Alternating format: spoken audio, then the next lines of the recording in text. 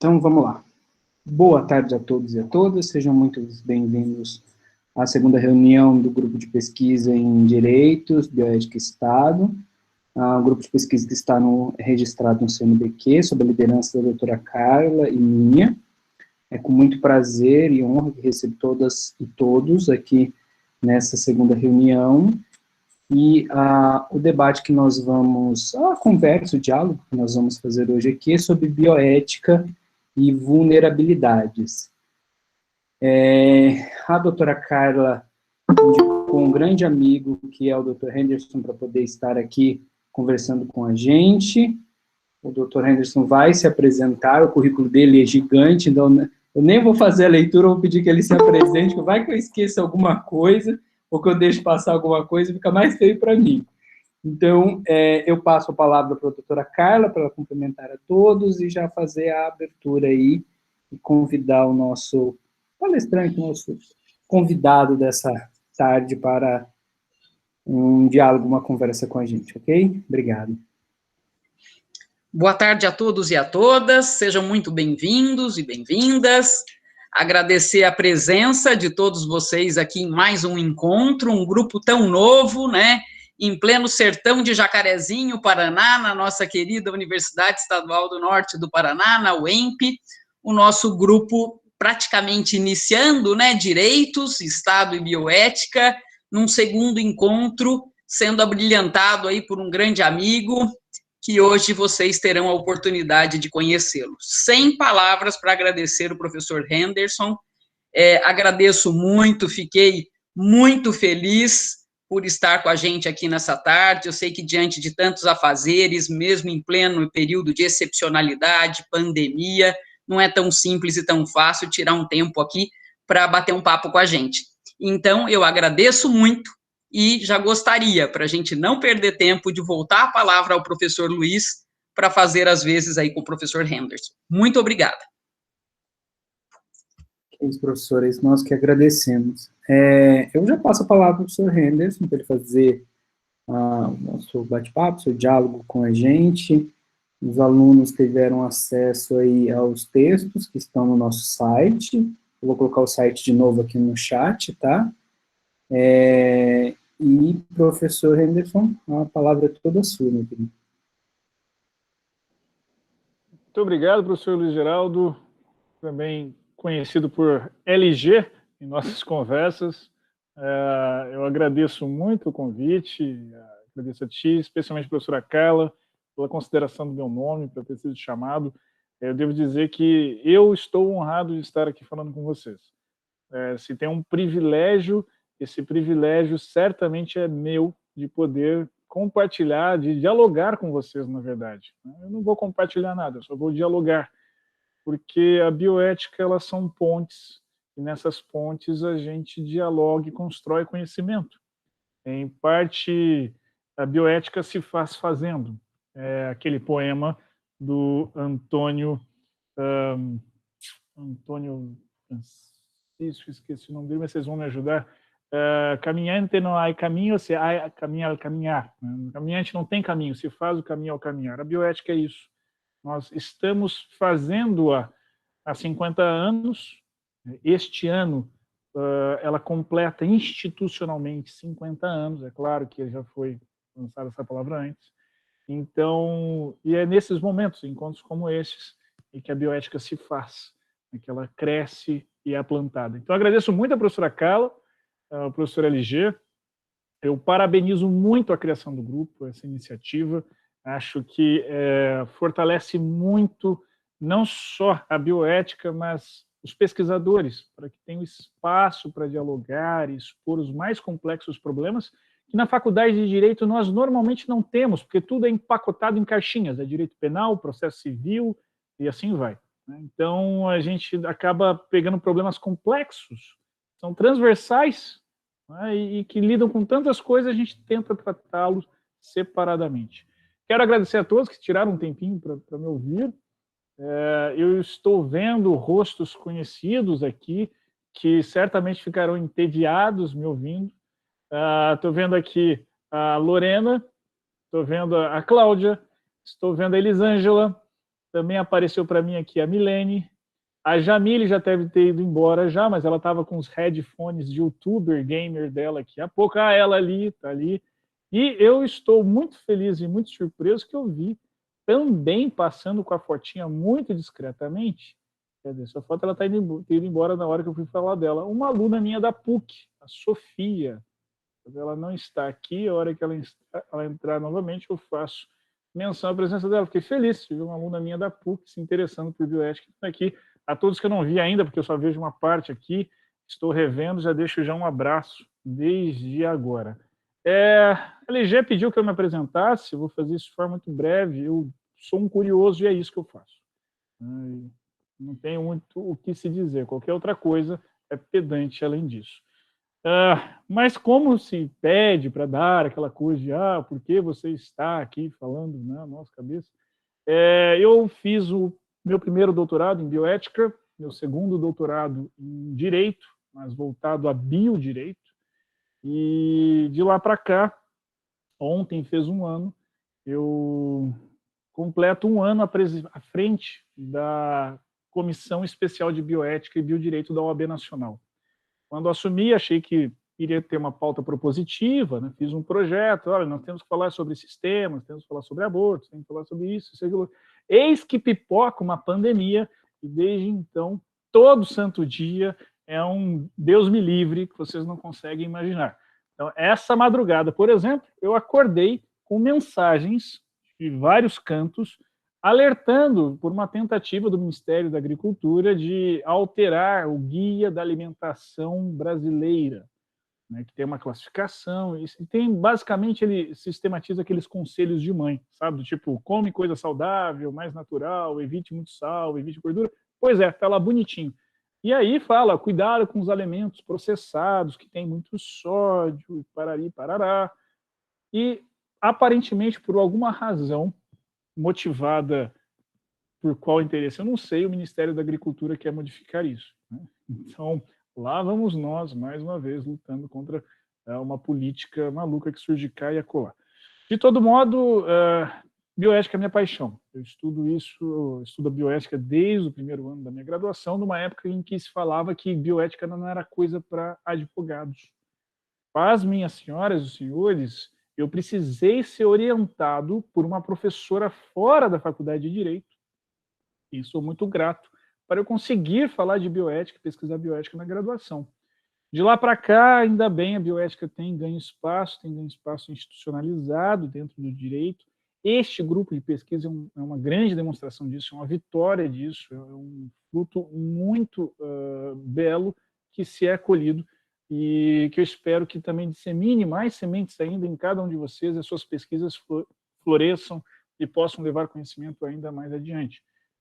Desde já, eu me coloco não só à disposição para nós debatermos hoje, mas deixarei também meus contatos aqui para que a qualquer momento, qualquer coisa que eu possa fazer para ajudá-los na pesquisa com bioética e biodireito, eu estou à disposição também. Eu enviei alguns textos ao LG, entre eles um trecho do meu livro sobre No Confim da Vida, que inclusive é fruto da minha primeira tese de doutorado.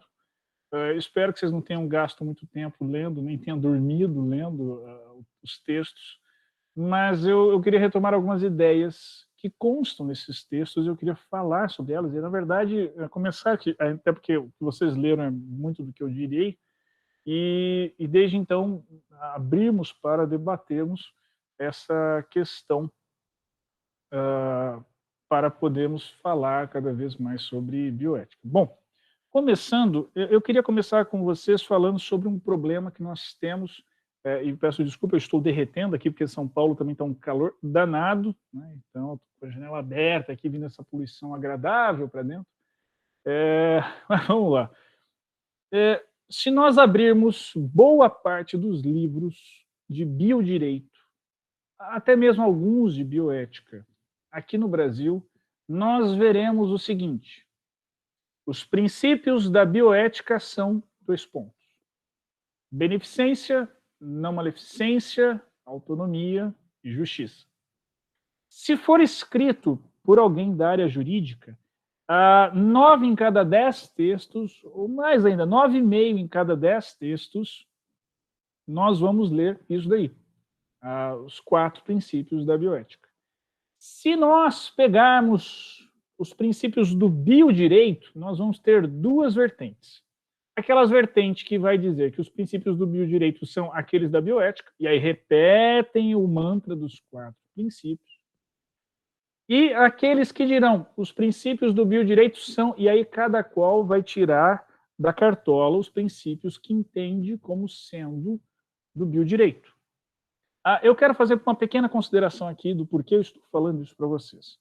Eu menciono isso porque é preciso nos colocarmos nos mesmos referenciais teóricos, então eu estou contando para vocês os meus referenciais teóricos para facilitar a nossa comunicação científica. Eu acho isso muito importante em qualquer pesquisa acadêmica e um debate acadêmico. Bom, e eu quero dizer para vocês, portanto, que se desenvolveu no Brasil uma forte referencial teórico que advém do principialismo norte-americano proposto por Bishop e Childress.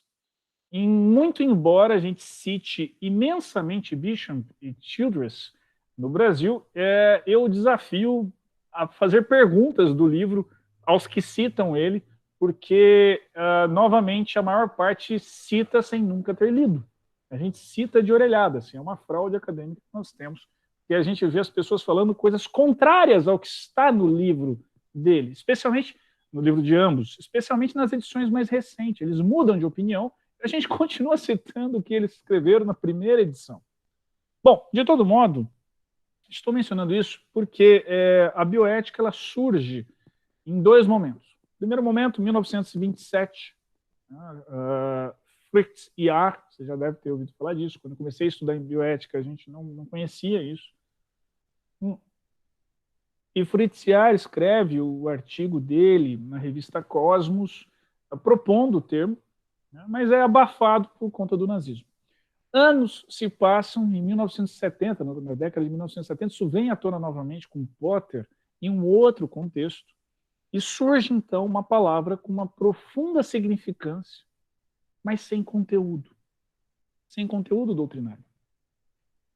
Se vocês conhecem o contexto, né, do desenvolvimento dessa palavra, dos muitos abusos científicos feitos em pesquisas com seres humanos, vão saber que Potter estava naquele contexto, e ele formula essa palavra para aquele contexto depois como uma ponte para o futuro. Daqui a pouco ele repensa esse contexto e ele propõe como ainda mais amplo, e aí alguns falam inclusive de uma bioética ecológica que ele teria proposto. Mas neste momento é que surge o livro de Bishop e Childress, propondo os princípios, veja bem o nome do livro, os princípios para a ética biomédica de pesquisas com seres humanos. Então, olha só, o recorte deles esses princípios são de ética biomédica de pesquisas com seres humanos. Disso para princípios da bioética, nós temos um salto quântico. Eles adaptaram isso nas edições que foram se passando, foram aperfeiçoando, eles dialogaram com seus críticos, isso é muito legal, né? Eles estiveram à disposição dos críticos e respondendo os críticos nas outras edições, então eles foram aperfeiçoando a obra, razão pela qual é muito importante acompanhar as edições da obra, né? Não ficar só citando aquele comecinho, porque às vezes já mudaram o pensamento, nós ainda estamos lá citando aquilo que eles não é mais o que eles dizem, né? Só que, então, na ausência de um corpo doutrinário, esses princípios são puxados como corpo de doutrina e surge o paradigma principiológico norte-americano. Eu digo principiológico e norte-americano porque nós temos paradigmas não principiológicos e nós temos paradigmas principiológicos não norte-americanos. Nós temos alguns europeus, nós temos outros asiáticos, nós temos o paradigma principiológico islâmico, em que analisa os princípios bioéticos extraídos do Corão. Tem textos maravilhosos sobre isso, quem tiver interesse eu posso indicar. Então, nós temos inúmeros paradigmas. Quando vem para o Brasil, naturalmente, nós com muita facilidade pegamos esse enxerto que aconteceu lá, no contexto norte-americano, e trouxemos para o Brasil, e aí vem esse contexto que eu tenho falado para vocês, né, de que a doutrina invariavelmente cita isso. Eu já cansei de pegar tese de doutorado, está escrito, os princípios da bioética são 2 pontos. E aí vem os 4 princípios. Então, há um problema nisso? Há, e nós temos que falar. Isso é desenvolvido num contexto muito específico, cultural, com uma história muito própria e com características antropológicas muito próprias. E a bioética ela tem a beleza, a riqueza e a complexidade de ela ter elementos culturais complexos e influenciadores da análise da situação. Razão pela qual uma comissão internacional de bioética ela precisa não apenas ser plural, se algum dia fosse existir, mas precisa ser absurdamente sensível e relativa para compreender todas as nuances culturais que nós temos nos contextos bioéticos. Na América Latina, que é o nosso contexto, nós precisamos interpretar a nossa evolução histórica. Para entender que, isso está na minha obra, acho que está no trecho que eu enviei para vocês, eu não vou repetir aqui, mas apenas mencionar, para entender que não necessariamente esses 4 princípios eles possibilitam a melhor compreensão, suporte fático, e tampouco a melhor decisão, a melhor segurança na decisão. Vejam vocês que apenas utilizando as lentes de um paradigma estrangeiro, aqui no Brasil nós conseguiríamos identificar apenas 4 momentos éticos em terminalidade de vida. São eles: eutanásia, distanásia, ortotanásia e morte decorrente de recusa terapêutica. Ao alterar essas lentes e colocar uma lente que observe a questão da vulnerabilidade, o padre Márcio Fábio dos Anjos identificou uma outra situação: a mistanásia, a morte miserável ou que poderia ser evitada. É a morte daquele paciente na fila do SUS esperando um remédio, ou por falta de médico, ou por falta de leito. É a morte daquela pessoa que, por uma má formação técnica, não tem acesso a tratamentos tão elementares. E veja que isso só foi possível alterar as lentes do paradigma que se analisava. Quantas outras coisas será que não estão escondidas na nossa realidade que nós não estamos observando por conta de utilização de um paradigma criado num contexto, forjado num contexto muito específico? Então, num primeiro aspecto, eu quero falar da bioética para vocês de uma ligação histórico-antropológica. Nós temos algumas viradas teóricas nas ciências humanas na América Latina que é importante nós acompanharmos na bioética também, especialmente porque nós somos ligados às ciências humanas e sociais aplicadas. Primeiro diz respeito a um momento do século XIX, na primeira metade do século XIX, em que nós temos aqui uma perfeita importação de todas as teorias estrangeiras, normalmente europeias, e adequação às nossas elites. Nós temos depois uma busca de identidade, já nesse final, na segunda metade do século XIX. Nós entramos no século XX com as ciências humanas procurando o que seria América Latina, mas ainda numa lógica colonizada, e no final da segunda metade do século XX, que é o que nós lidamos agora, as ciências humanas e sociais aplicadas da América Latina buscam uma identidade própria, ou seja, quem somos nós e como nós dialogamos entre nós, e o que nós produzimos de original para nós mesmos. E, em termos de bioética, todos os paradigmas produzidos pela Latinoamérica para a Latinoamérica, ele contém a vulnerabilidade em si. Alguns, como um elemento próprio, como um princípio próprio, ou mesmo num paradigma não principiológico, mas referencial, que é o caso do artigo que eu enviei para vocês, do professor William Rosny, a bioética, a vulnerabilidade, ela é formalizada como um dos referenciais. Em alguns sistemas, como o da bioética complexa, do professor Goldin, lá de Porto Alegre, ela também consta ali para ser considerada. Se formos pensar ainda na bioética da intervenção, do professor Rouanet Garrafa, da UNB, também fala-se na vulnerabilidade dado o processo histórico de formação da América Latina e de desigualdades. Temos ainda paradigmas criados no Chile, na Argentina, todos eles nós temos elemento antropológico.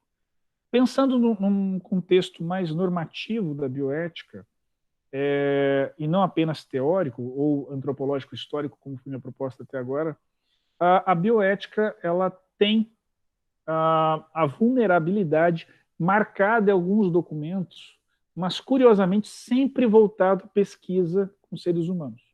Então, por exemplo, no Brasil, aliás, no mundo todo, nós temos essa marca, por exemplo, nas declarações de Helsinki. Fala-se em vulnerabilidade nas declarações de Helsinki. Lembrando que são declarações para a ética em pesquisa com seres humanos. Na Declaração Universal de Bioética e Direitos Humanos, um dos princípios da declaração, se não estou enganado, é o princípio de número 8, o oitavo princípio, diz respeito à vulnerabilidade. Mas lembrando que é sempre num contexto de pesquisa com seres humanos.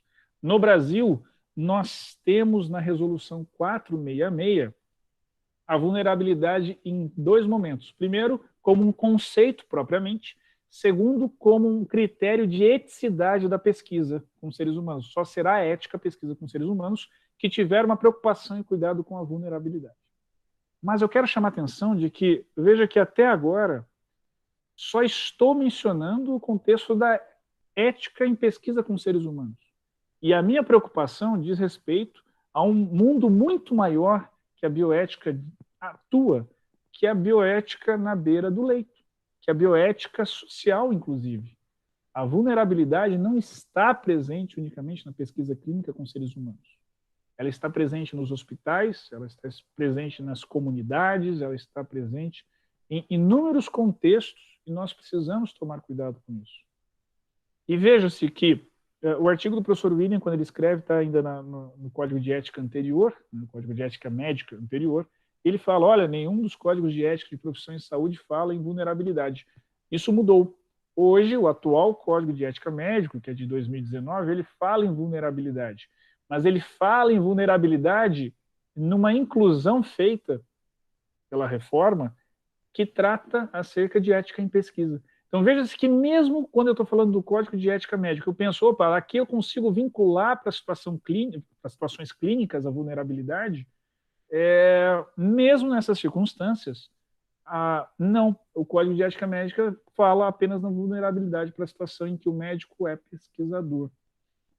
O que me parece diminuir muito a vulnerabilidade e a sua importância, daí nós precisarmos vinculá-la de outros modos nas nossas análises.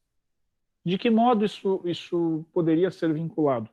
A partir do momento em que eu interpreto que a vulnerabilidade ela é uma condição existencial, inclusive diminuidora da dignidade humana, pronto, eu já tenho aqui já o dever de a proibição de proteção insuficiente, ou do alemão, né, a Untermaßverbot, aliás, esse V tem som de F, Untermaßverbot, o que é isso? Eu tenho a obrigação de dar uma proteção de direitos fundamentais adequada em toda situação. Considerando que nós naturalmente estamos em vulnerabilidade, você, ao aplicar o direito, ou biodireito, em situações de bioética, se você não observa a vulnerabilidade, você está cometendo uma inconstitucionalidade. Henderson, mas todos somos vulneráveis?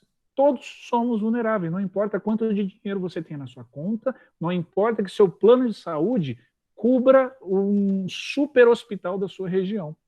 Deixa eu contar para vocês o que aconteceu nessa pandemia. Faltou respirador no Brasil.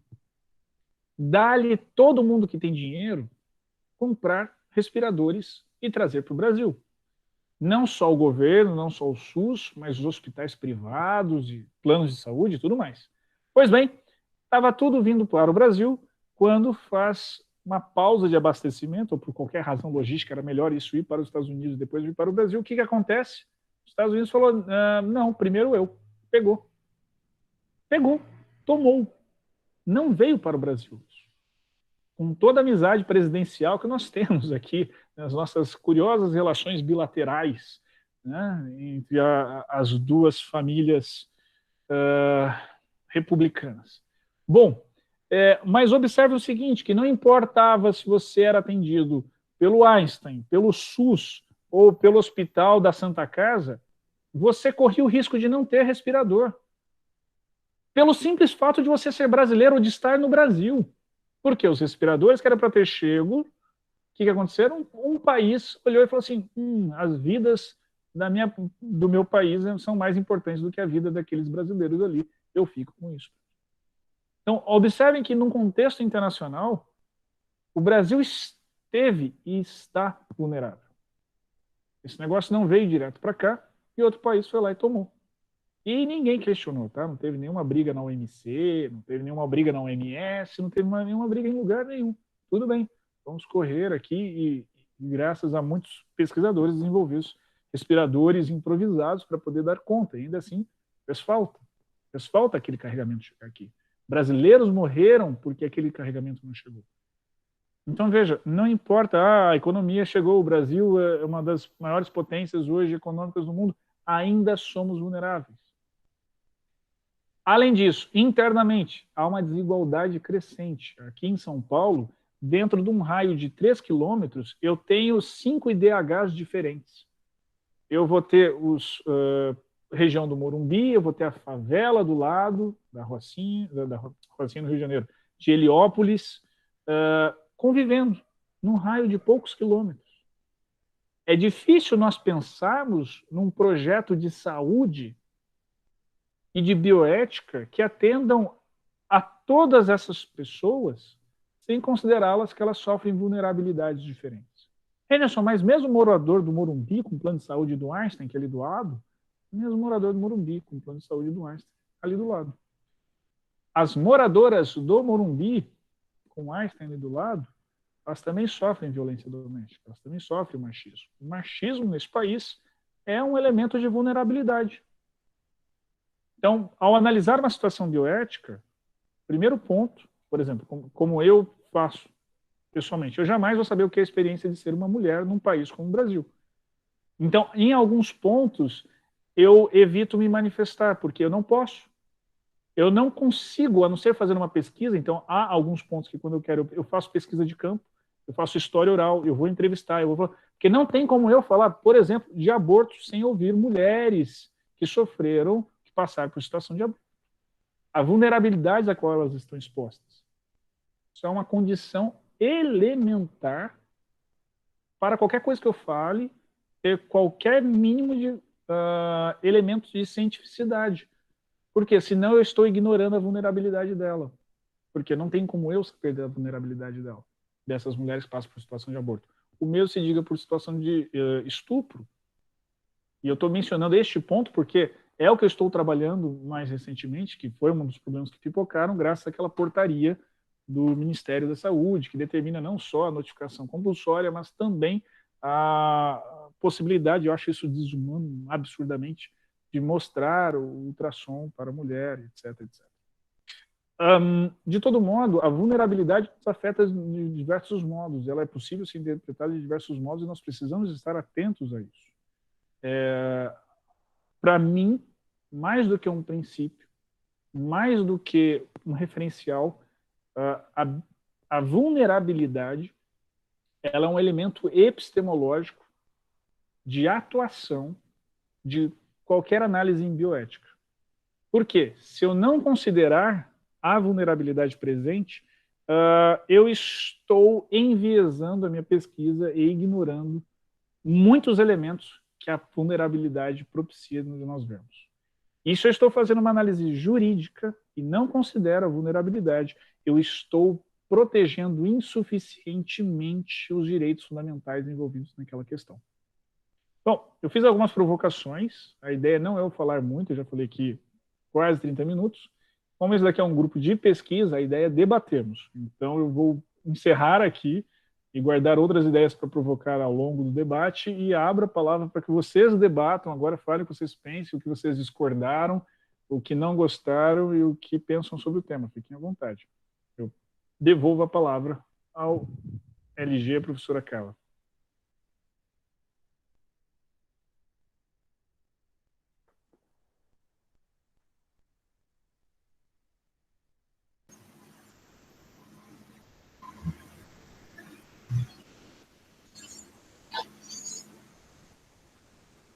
Eu acho que o jeito mais fácil é vocês irem abrindo os microfones, não é isso, Luiz? Isso. Ao invés de fazerem pelo chat, abrindo o microfone, né? E acho que ficaria mais fácil do que pelo chat, será que não? Só pedir pelo chat quem quer falar, e aí eu chamo a pessoa e a pessoa fala. Perfeito. Fácil se candidatar pelo chat, e aí eu organizo isso.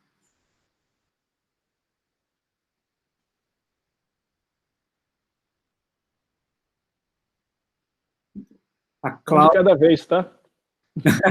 A Cláudia colocou aqui, professor Henderson, também estou estudando a vulnerabilidade. Caso você possa, gostaria de receber sua sugestão de leitura para aprofundar o tema. Cláudia, eu mandei 3 textos, um deles o meu, não leio o meu, mas leio os outros 2, tem algumas ideias legais ali de vulnerabilidade. No meu, se você quiser ver a bibliografia que eu cito acerca disso, né, fique à vontade, eu te passo o PDF só para você ver a bibliografia, não precisa ler propriamente o que está ali. Ok, professor, não vou ser tão obediente, eu vou ler o livro todo, tá? Toda a sua indicação aí.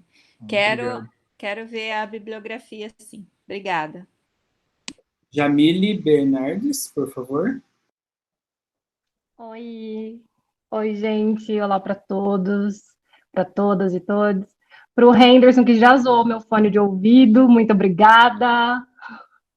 É mais confortável, não gosto dos outros.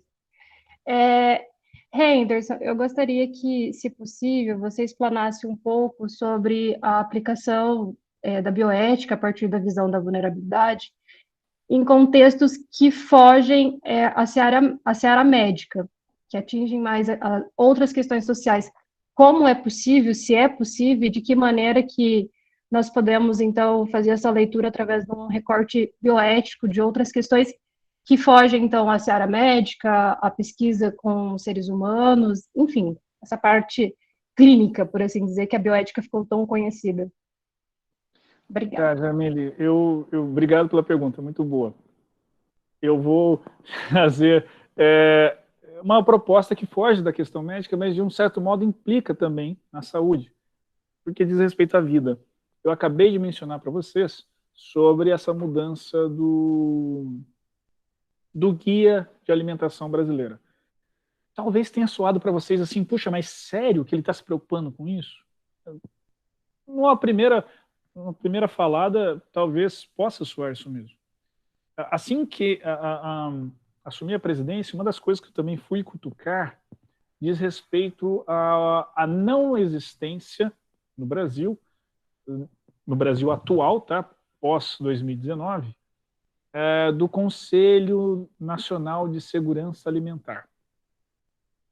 E aí vem novamente aquela pergunta, mas por que alimentar e nutricional?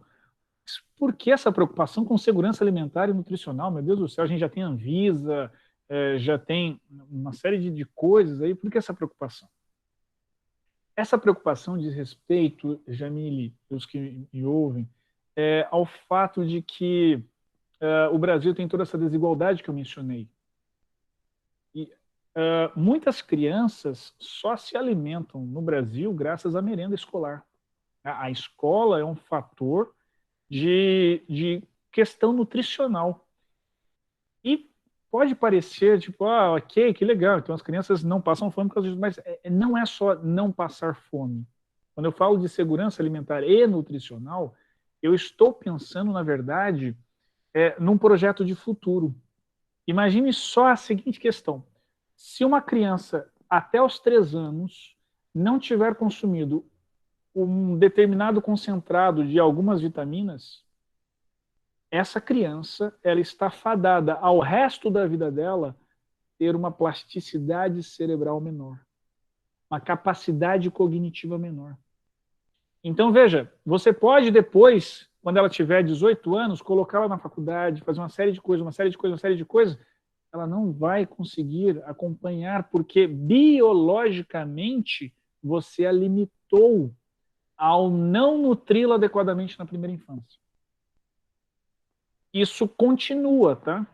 Na segunda infância, na terceira infância, na adolescência. Nós temos algumas cargas nutricionais que, não atingidas, isso atrapalhará o desenvolvimento psicomotor, neurológico inclusive psiquiátrico, daquele ser humano. Então, observem que, ao não cuidar disso, deste ponto, eu estou separando as crianças de classe média alta e classe alta num grupo. E estou separando as crianças de classe baixa, ou parte delas, pelo menos, em outro grupo. Estou criando um abismo entre elas ainda maior do que aquelas condições socioeconômicas que já impossibilita acessos e uma série de coisas. Porque, a partir desse momento, eu começo a criar uma divisão biológica entre elas. A vulnerabilidade, ela se manifesta de várias maneiras na nossa vida, não só naquela situação clínica. Vejam-se que nós temos algumas discussões hoje sobre pós-humanismo e human enhancement, ou melhoramento humano, né? Que seria o quê? Você valer-se da biotecnologia para melhorar o ser humano e transformar o ser humano algo ainda melhor do que ele já é. Então, pessoas que aprendem melhor, pessoas que correm melhor, pessoas que... de tudo. Né? Aqui no Brasil, com um simples detalhe, eu estou criando não o pós-humano, mas eu estou criando eu não sei dizer, pré-humano, quase-humano, eu não sei, o menos humano. Porque eu estou restringindo aquele indivíduo, aquela criança, a possibilidade dela atingir todo o potencial disponível ao ser humano para ela. Isso também acontece na gestação, tá? Uma gestante que subnutre-se e tantas outras coisas, ainda que o corpo humano, você já sabe, tira todas, até o cálcio dos dentes para formar aquela criança da melhor forma possível, né, e ter condições de sobrevivência. Eu estou restringindo o desenvolvimento corporal daquela criança. Eu estou tornando-a com menos potencialidades humanas. Então, eu vejo a vulnerabilidade, inclusive, manifesta, Jamile, não só em situações de ética, de pesquisa clínica ou situações clínicas, mas quando eu pego uma política pública e faço-a inadequadamente, a vulnerabilidade grita e eu torno aquelas pessoas ainda mais com maiores complexidades de desenvolvimento. Elas jamais vão conseguir chegar, ou com muita dificuldade e muito apoio posterior, é que elas vão conseguir, por exemplo, estar num grupo de debate desse. Entende? Eu me emociono quando eu falo disso, porque eu fico pensando que nós estamos restringindo crianças de atingirem o máximo do potencial que ela possa ter. E quando eu falo em máximo potencial, não estou falando, vai ser médica, vai fazer direito. Não. Se ela quiser ser qualquer coisa, ela teria capacidade de ser.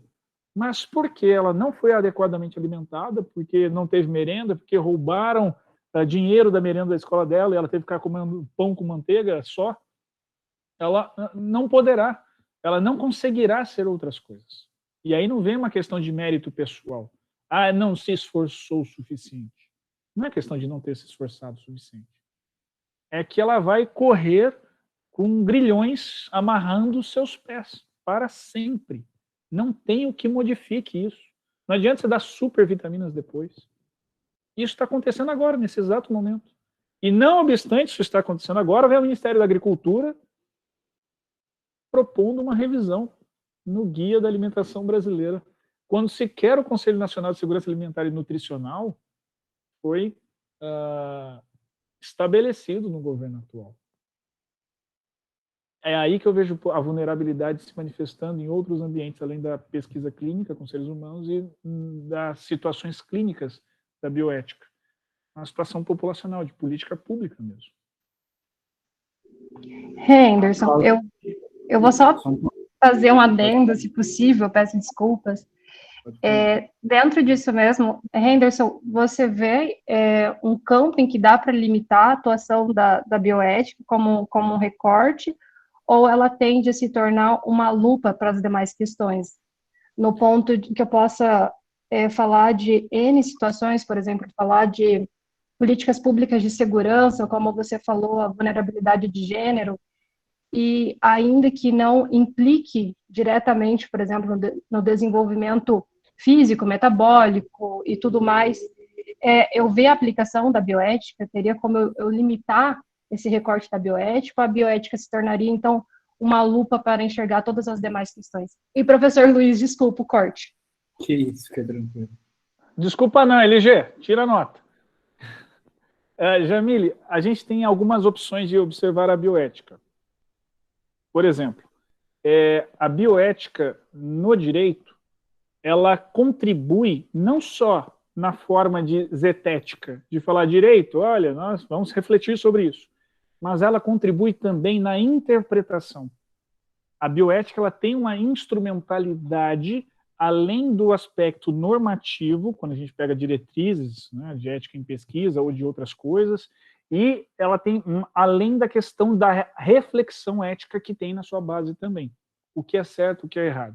Então veja que a bioética, e eu proponho aqui um terceiro campo, portanto, ela já é conhecida por ser normativa, quando ela estabelece parâmetros, tá? Então tem a resolução 466 do Conselho Nacional de Saúde, por exemplo, né? Ou então a Declaração Universal de Bioética e Direitos Humanos. Ela é normativa. Eu não posso ignorar que a bioética ela é normativa, ela é normativa. Mas ela também é reflexiva, no sentido em que ela se questiona, ela perquire, ela é zetética, talvez seja o melhor termo. Ou seja, é correto um paciente recusar tratamento ainda que isso implique a sua morte? É correto um paciente querer morrer dependendo da sua condição de dignidade? Então, ela é zetética, porque ela perquire, inquire e procura e dialoga com outras ciências. E o outro elemento que eu proponho, isso está nesse primeiro livro, é a da bioética enquanto instrumento interpretativo. A bioética nos dá elemento de interpretação, por exemplo, para nós do direito. Se não fosse a bioética, não teríamos no Brasil, por exemplo, aborto de feto anencefálico. Se não fosse a bioética, não teríamos inúmeras coisas, não teríamos ortotanásia no Brasil. Né?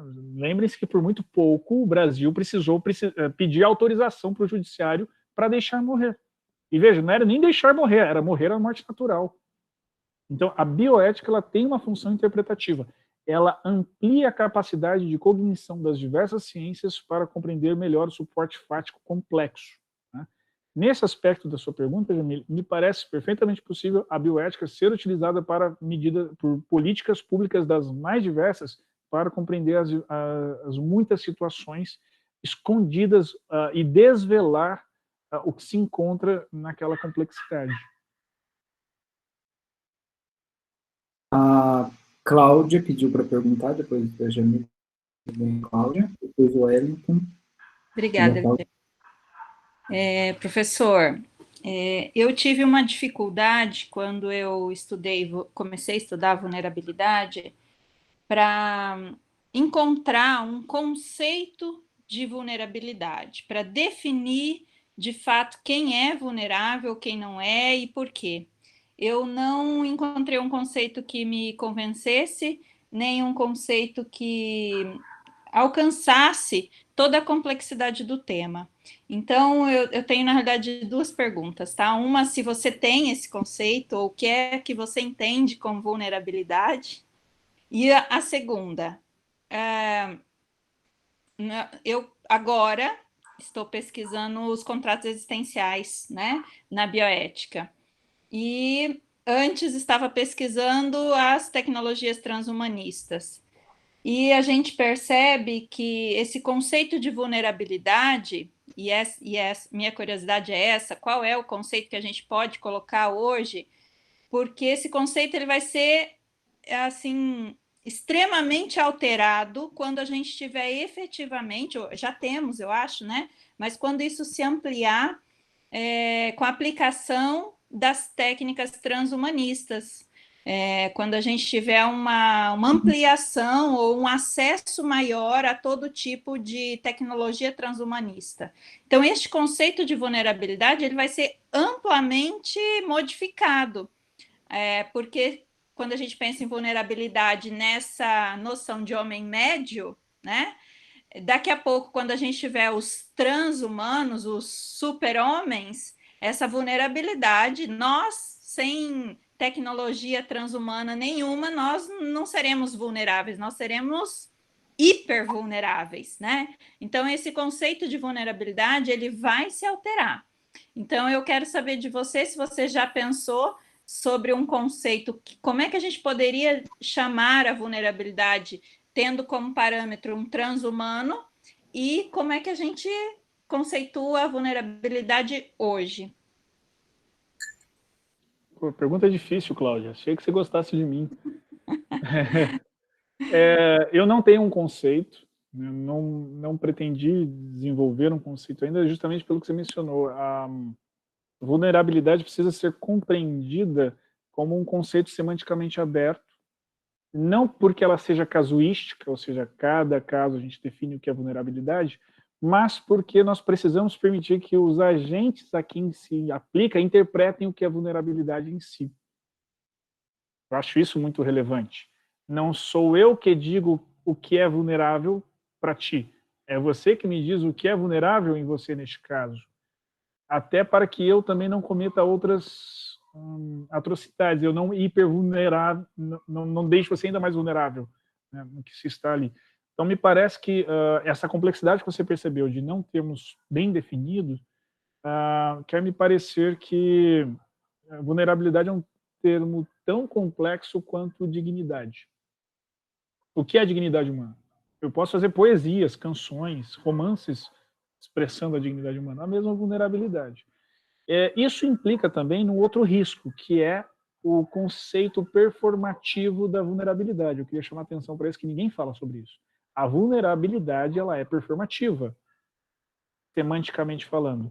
Ou seja, do mesmo jeito que eu posso usar dignidade humana para defender e ser contra o aborto, eu posso defender e ser contra a eutanásia, eu posso usar a vulnerabilidade para defender e ser contra aborto, eutanásia, um monte de coisa. Por quê? É um conceito performativo.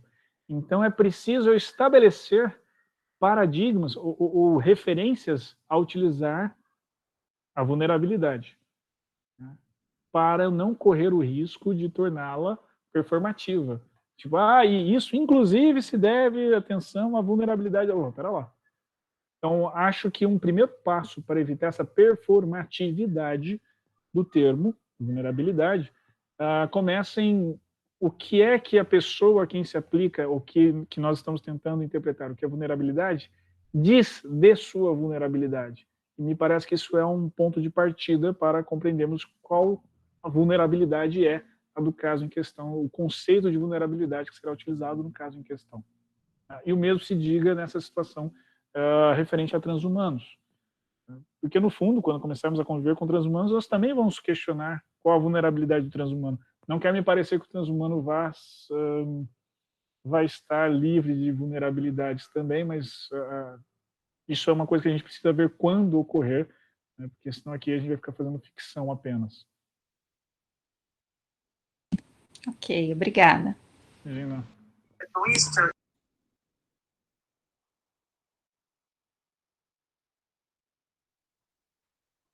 Mais alguém?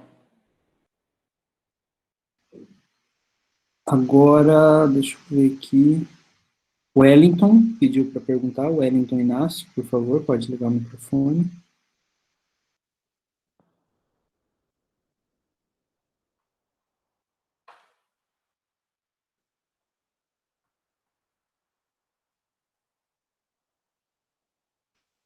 Não, Wellington? Então, Paula indo. Eu acho que o Wellington só quis deixar, né, sua opinião sobre o assunto naquele momento. Bom, a minha pergunta é sobre toda a burocracia que se tem para você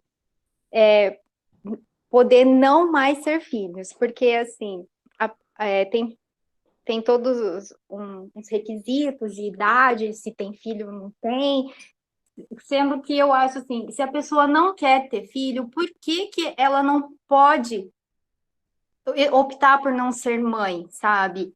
Eu fico imaginando, claro, tem toda a questão de, mas e se daqui 10 anos você se arrepender e quiser ser mãe? bom, mas não é a única forma de ser mãe você gerar na sua barriga.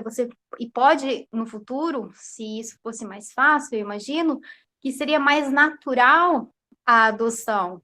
Que as pessoas não veriam mais a adoção como se fosse uma caridade para uma criança que foi abandonada ou que sofreu maus tratos na própria família. Que todo mundo que seja mãe, seja tanto tenha gerado seu filho ou tenha adotado, seja simplesmente mãe, não a mãe adotiva ou a mãe do coração. E também muita gente não quer ser mãe mesmo. E eu fico imaginando que às vezes ela se sente... E há uma pressão da sociedade, que imagina, como assim você não quer ter uma família? Quando você for velha, você não vai ter netos? No Natal você vai passar com quem? Entendeu? Eu acho que a gente tem que ter a opção de querer ou não ser mãe. Se a pessoa tem 22 anos, não quer ser mãe, por que ela não pode operar? Por que uma mãe que tem 4 filhos, aos 25 anos, ela não pode operar? Um menino de 18 anos engravidou 3 meninas no colégio, por que ele não pode operar? Queria que o senhor falasse sobre isso, por favor.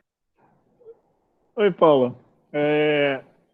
Você já leu sobre a ADI, Ação Direta de Inconstitucionalidade 5.097?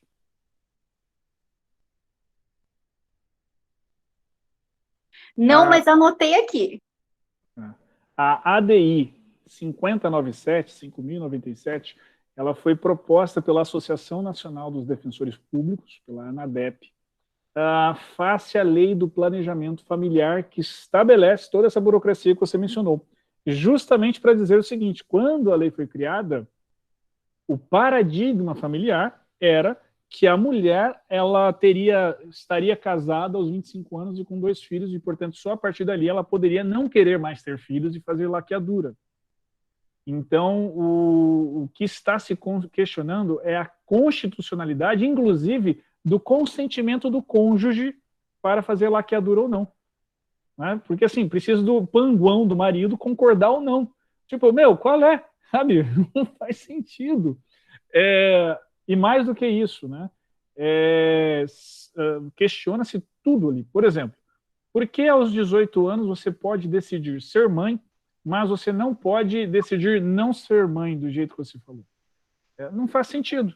Né? Se nós estamos num contexto emancipatório e tudo mais. Então, eu sugiro que você pesquise, ainda não foi decidida. Eu já participei de reuniões de amici curiae, né, de vários amigos da corte, né? Vários amici curiae se reuniram um dia para poder debater e tal. E eu estive presente, eu apresentei elementos, tem pareceres interessantes nessa questão. Tem várias pessoas fomentando esse debate. Vale a pena você participar também desse debate, inclusive, se for o caso, por meio de algum órgão, alguma pessoa jurídica que você participe, se habilitar como um amicus curiae nessa questão para se manifestar lá. Até mesmo esse grupo de pesquisa pode se habilitar como amicus curiae nessa questão. Já passou o prazo, tem precedentes da corte reconhecendo a possibilidade de inscrição de amicus curiae posteriormente, desde que não queira fazer sustentação oral, só despachar memoriais e apresentar sua manifestação por escrito na ADI. Fica a sugestão para os coordenadores. Muito obrigada, adorei. Imagina, Paula. Depois da Paula, a Aline quer fazer a sua pergunta, ela que digitou aqui, por favor. Olá, eu mandei por escrito, mas não cabe tudo, né? Tem limite de caracteres. Mas eu estava ouvindo o professor comentando, né, sobre a falta de alimentação, de nutrição, como isso impacta depois na vida da criança, né? E a gente começa a perceber que o biodireito está mais próximo do nosso dia a dia do que a gente imagina, né? Uhum. E aí eu estava conversando com uma amiga minha que está grávida, e ela teve a primeira gravidez dela aqui no Brasil e a segunda no Japão. E ela está comentando algumas coisas que são diferentes, alguns protocolos médicos, até medicação, muita coisa diferente. E ela me chamou a atenção para uma questão que eu queria trazer para vocês, que é sobre o ácido fólico, né? Aqui, toda mulher grávida, geralmente os médicos mandam tomar ácido fólico e várias outras vitaminas. E, às vezes, no SUS, eles não têm condição nem de fazer um exame para ver se a mulher precisa, se ela tem carência dessas vitaminas. Os médicos, eles simplesmente recomendam tomar, e eu não sabia disso, que o excesso do ácido fólico é uma das causas de autismo em crianças. Então, a gente está tão acostumado com a falta de alimentação, com a falta de vitaminas, que em alguns momentos a gente está pecando pelo excesso, e isso está gerando consequências também. E às vezes a gente não sabe disso. Nem toda mãe, nem toda gestante tem essa informação. O médico mandou ela tomar, a gente pensa, a vitamina é bom, ácido fólico faz bem, e toma. E às vezes dá excesso. E eu comecei a refletir nisso porque eu sou aqui de Marília, não sei se vocês conhecem, uma cidade aqui do interior de São Paulo, e nós temos muitas crianças com determinadas doenças, com determinados transtornos. E a gente se questiona, né, quais as relações que isso tem entre medicamento, água, alimentação, né, tem vários problemas aí que podem surgir. Mas vamos nos manter no ácido fólico para direcionar um pouco mais o debate. E assim, como vocês acham que o biodireito, a bioética, como que a gente poderia direcionar para que esses procedimentos médicos, burocráticos e às vezes precários, acabam gerando efeitos negativos, né? Tanto para a mãe quanto para a criança, enfim. Como que vocês acham que o biodireito, aí, principalmente o professor, né, gostaria de ouvi-lo, o que o senhor acha, como que a gente deve agir nessa situação? Aline, é uma pergunta complexa, embora não pareça, porque a sua pergunta diz respeito a um aspecto que, ao respondê-la, eu também estou respondendo para inúmeros outros aspectos. Tá? Você certamente já ouviu falar do termo biopoder e biopolítica, que é quando alguém tem a força de criar um projeto da qual vai conduzir a sua vida, ainda que contrária à sua vontade. Então, por exemplo, é o biopoder que se estabelece como se morre num país. É o biopoder que se estabelece como se nasce. Como vai ser conduzida a sua saúde, como vai ser feita a diretriz de saúdes públicas. É nesse contexto que surgiu de um pesquisador camaronês o conceito de necropolítica, né, que deriva do biopoder. E no fundo, o biopoder é que estabelece, por exemplo, se é importante ou não nós tomarmos cuidado com os cuidados sobre a gestante para que não nasça tantas crianças com autismo. Tudo isso decorre de um biopoder. Há uma intencionalidade por detrás de todas as coisas que acontecem no controle da nossa vida. Não é só a forma como eu vim visto, como imaginou-se inicialmente o biopoder, ou eu me comporto. Mais do que isso, há questões de vida e de saúde ligadas ao biopoder. O biodireito tem a função de regulamentar isso. Então, existem muitos pontos a serem debatidos, um deles é este. E o biodireito, ele deveria ser o campo no direito que convidaria profissionais de outras áreas, veja, a gente falou muito de nutrição aqui, os nutricionistas, por exemplo, para conversarem e encontrar os mecanismos de controle deste biopoder e correção deste biopoder. Então, quer me parecer que o biodireito ele tem uma missão muito mais ampla, para além de discutir se pode célula-tronco ou não, se pode eutanásia ou não. Eu acho que nós temos um biopoder exercido publicamente, cotidianamente, e nós precisamos, o direito precisa dialogar com isso. Por exemplo, quando um prefeito vira e fala que quer colocar ozônio retal na sua população para combate de Covid-19, eu juro, tá? Eu liguei na OAB local, falei, vocês querem ajuda? Mas tem algo que dê para ser feito? Mas claro! Mas isso não é uma questão do que o MP entra ou que alguém ligado à saúde entra? Não, se nós advogados não pudermos debater isso, E veja, inúmeras questões no âmbito do Conselho Federal, eu já ouvi a resposta, mas é estranho, soará estranho a gente chegar no Supremo e nós questionando isso. Nós somos técnicos jurídicos, não técnicos de saúde. Sim, mas sim questões complexas, a gente não conseguir dialogar ou propor o diálogo que seja, eu acho que nós no direito estaremos fazendo muito pouco. E ao responder isso em relação à pergunta que você fez, eu respondo isso para inúmeras outras coisas. O biodireito ele tem uma missão muito maior do que essa que a gente está imaginando, que nós temos projetado e desenhado. Gente, então, eu vou, infelizmente, cortar as perguntas, porque o professor Henderson tem compromisso, tá, com relação à agenda dele. Ele abriu um espaço na agenda dele, eu queria agradecer muito. No certificado ali, você pode mandar sua pergunta e eu mando para o professor Henderson, ele vai responder, selecionar ali, eu posso fazer isso, coitado, colocar ele em maus lençóis. E convidá-lo novamente para vir participar, nem que a gente faça uma outra chamada só para perguntas, para esse diálogo que é importante com os alunos. O professor Fernando, o doutor Fernando, coordenador do nosso programa de mestrado e doutorado, está aqui. Professor, o senhor quer falar alguma coisa? Eu incomodei ele no WhatsApp. Não, eu só queria agradecer, me desculpar que infelizmente eu não pude acompanhar a live de hoje. Enfim, nós estamos terminando uma reforma na reitoria da universidade e eu acabei chegando em casa agora. Daí o Luiz Geraldo me lembrou e eu só vi a mensagem já no final, a hora que eu estava chegando em casa. Daí eu só queria agradecer a disponibilidade e reforçar o convite para que em outros momentos esteja novamente conosco. Professor, é uma honra para mim, um prazer conhecê-lo, certamente contem comigo, toda vez que eu puder ajudar, eu estou à disposição.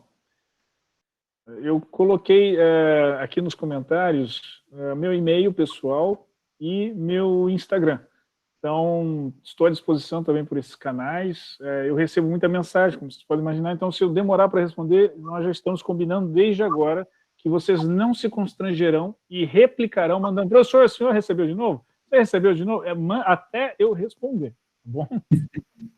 Obrigado, então. Quero agradecer ao professor Henderson por todo o carinho e atenção que nos dispôs no dia de hoje, durante toda a tratativa desse encontro. Também quero convidá-lo a todos e a todas para a semana que vem. Nós vamos receber a Tamires Nunes, que vai falar sobre Minha Criança Trans. Ela vai dar o relato, ela é mãe de uma criança trans de 5 anos de idade, e ela vai trazer um relato incrível sobre o que ela tem passado com essa realidade que chegou até ela. O livro dela para a gente se aproximar, o local de fala, falar sobre crianças trans, é muito importante a gente escutá-la. Então, semana que vem, às 17 horas, a gente vai ter uma reunião do Observatório de Bioética e Justiça, um projeto de extensão aí, não só para os membros do grupo de pesquisa, mas também para toda a comunidade, ok? Já está aqui para vocês o link do certificado. Eu vou postar novamente. Eu fiz o Google, o Meet Attendance, então o link do certificado está aí para vocês, aí vocês podem colocar sua pergunta aí, e depois vai ser emitido o certificado para vocês encaminhado, ok? Professora Carla, tem alguma coisa para falar, para acrescentar? Então, agradecer mais uma vez aqui o professor Henderson, foi um prazer tê-lo conosco, professor, nessa tarde, tá? E nos colocarmos à disposição dele aqui também na UEMPRE. Eu e Luiz Geraldo, tá? Estamos à disposição para a hora que precisar da gente aqui. Muito obrigada, viu, Henderson? Eu que agradeço, Carla. Prazer todo meu.